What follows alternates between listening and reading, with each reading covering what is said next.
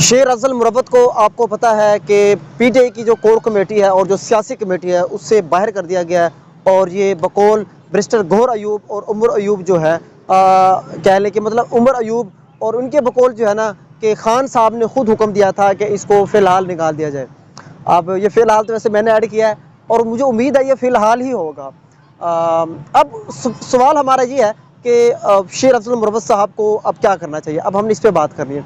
दोस्तों बात ये है कि इसमें तो कोई शक नहीं है कि शेर अफजल मुरव्वत साहब ने जो काम किया है, बल्कि मैं इमरान रियाज खान साहब को भी सुन रहा था, वो भी कह रहे थे कि शेर अफजल मुरव्वत साहब ने जिस तरीके से इस कौम को मतलब इस कौम को बेदार किया खान साहब के बाद, खान साहब के बाद इस कौम को उन्होंने बेदार रखा है और उसको मोटिवेट किया है, उसकी मिसाल नहीं मिलती।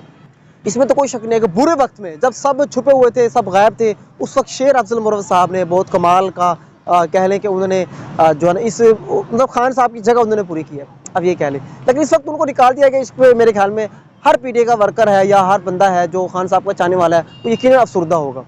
तो अब इसी पे हम गुफ्तगू करनी थी कि अब शेर अफजल मुरव्वत साहब को क्या करना चाहिए। आके उन्हें जो है ना वो जैसे वो कह रहे हैं कि मैं इज़्ज़त पे ज़रा सी गुफ्तगू नहीं करूँगा, या उन्होंने वो वाला स्टैंड लेना चाहिए या फिर वो उनको सब्र कर लेना चाहिए या खान साहब के बाहर आने का इंतज़ार करना चाहिए। तो मैं तो ये मशवरा दूंगा शेर अफजल मुरव्वत साहब को कि वो अभी वो कुछ ना करें।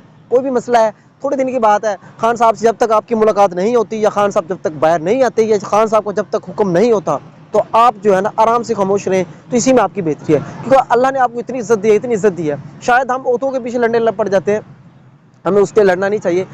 तो यही बेहतर है कि आप जो है थोड़ा सब्र करें और इंतज़ार करें।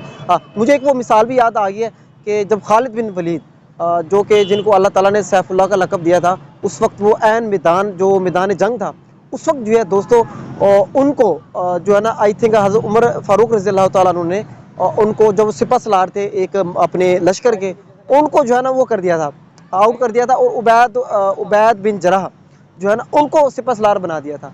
तो उस वक्त भी जो है ना उन्होंने कोई बुरा नहीं माना। ज़ाहिरी तौर पे तो बुरा लग रहा था यार, उसको उन्होंने रिमूव कर दिया, लेकिन फिर भी वो जंग जीत चुके थे। खालिद बिन जो वलीद है, जो जिसको जो सैफुल्लाह है, वो इतने अजीम जो कह लें कि आप वसल्लम के सहाबी थे और उन्होंने जो लश्कर जो जंग जो थे सिपह सलार थे, उसकी मिसाल नहीं मिलती। बिल्कुल यही बात है कि उनको भी शेर अफजल मुरव्वत साहब को भी सब्र करना चाहिए और इंतज़ार करना चाहिए कब वो खान साहब बाहर आते हैं। हाँ, अगर वो करते हैं, ये करते हैं कि मुझे क्यों निकाला और ये वो फलां, जैसे उनका एक अंदाज़ है, अगर वो ऐसा करते हैं तो मेरे ख्याल में ये उनके लिए भी नुकसानदेह होगा। क्योंकि उनकी जो इज़्ज़त है, असल इज़्ज़त उनके लिए बहुत है, कौम के दिलों में इज़्ज़त है, ये ज़हन में रखिएगा। ये बाकी ओहदे-शोहदे ये मिलते-जुलते रहते हैं और अभी भी ये कौन सी जो परमानेंट हुकूमत है, आर्ज़ी हुकूमत है, किसी भी वक्त जो है ना इनकी हुकूमत जा सकती है।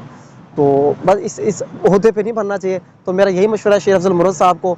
आप दोस्तों को क्या मशवरा है कमेंट सेक्शन में ज़रूर बताइएगा। बहुत बहुत शुक्रिया। अल्लाह हाफ़िज़।